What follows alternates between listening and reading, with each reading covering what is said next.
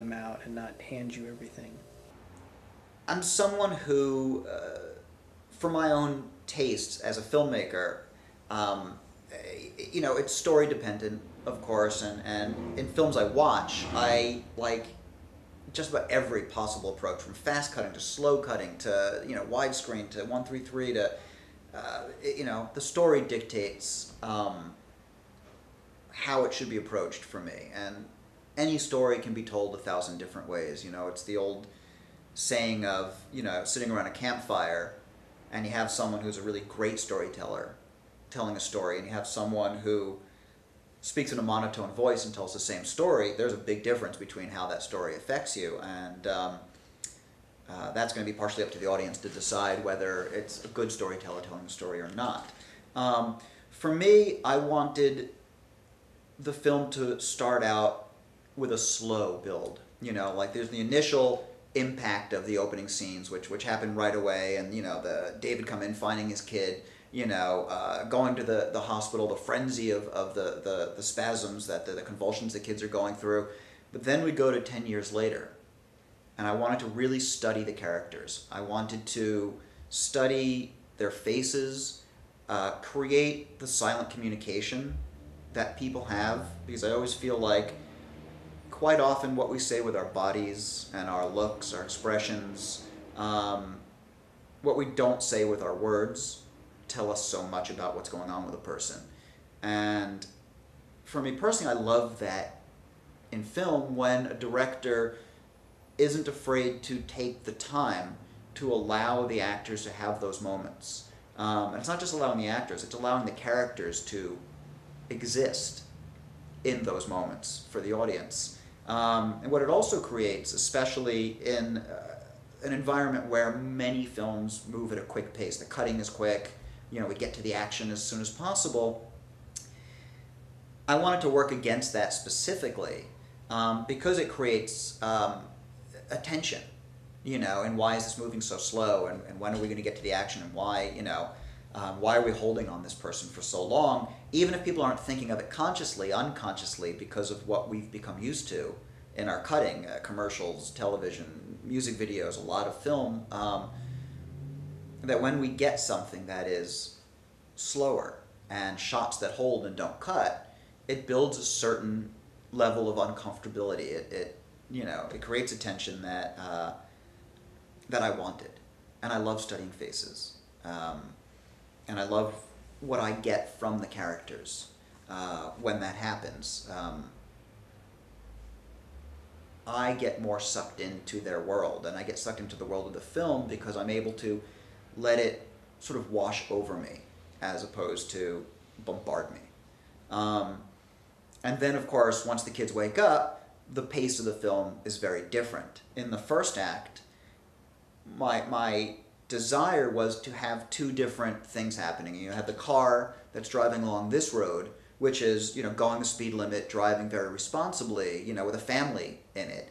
And then you have the crazy, drunk guy speeding and swerving, and you cut from one to the other. So you've got, Tom and his family, and those issues, and you have the kids who are turning and looking at the nurse, who are going through their spasms, who, the cutting would be different. The style that we chose to juxtapose the two would make you feel, hopefully, that these two are going to meet at some point. This crazy out of control car and this other car that's moving towards stability, and that eventually they were going to collide and the shit would hit the fan. And certainly once the kids wake up, the shit does hit the fan.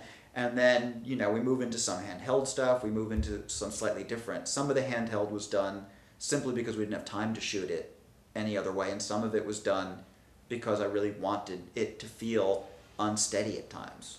Like we really, to get that feeling like, whoa, things are moving so fast that the only way we're going to be able to capture it is to pick up the camera and move it around. And then we go back to the church, which gets back to a very quiet, more kind of precise feel.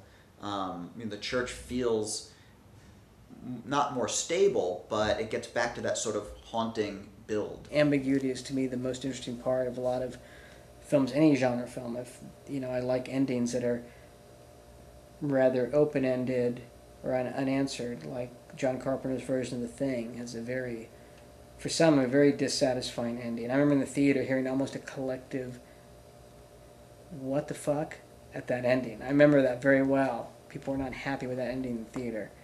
I loved it because it's perfect. There's nowhere else it can go at that point. And it leaves it open. Is one of them the thing? Are they both the thing? Are they not the thing? And Carpenter's actually, he actually, out of, many people, probably has some of the most ambiguous endings in his films, in his genre films even. Prince of Darkness comes to mind. But I like that, and I think that's, audiences now have been trained to expect everything given to them and manufacture. Not even audiences today. You could say probably most audiences typically expect that to a degree, but there was a lot more appreciation for that kind of ambiguity in the 60s and 70s, certainly, than there is now, and I think that hurts films, because then they say, give us X, Y, or give us a sequel at the end, an opening, so have the killer so we can do, X, 3, 5, whatever, that's just, I prefer ambiguity, but I understand, I like a good visceral shock at the end too. It just depends on the film's purpose. Some films aren't built that way, so there's no reason to expect it from some films. The Plague, to me, isn't built the way a visceral horror film, like, say, Last House on the Left or something, is built. They're not the same thing, so you wouldn't go in expecting it. It's more like Rosemary's Baby, where you have a more long, drawn-out sense of dread about things going on. And so, I think I like ambiguity. I like it in The Plague. I like things that are unanswered. But I feel like it's not that ambiguous necessarily either, because I feel like I know what's going on. So it's not completely unambiguous. It just, if you're willing to work with the material, if you're willing to think about it or watch it, and I don't find it necessarily, it's not that abstract necessarily. I didn't feel the ending in this was so much ambiguous as it was, this is what happened. I felt that there was a resolution. It was just now it was for her to decide how to handle that, which would be another movie. I think it's the gift of all filmmakers to leave people with something that's not total, well, not pablum per se, but something that forces people to be uncomfortable, forces them to think, to analyze an aspect of the movie which is possibly reflected in themselves, in society. Art is what makes us think. The Plague Writers and Directors Cut is very important for me to have out there in the world for several reasons. One,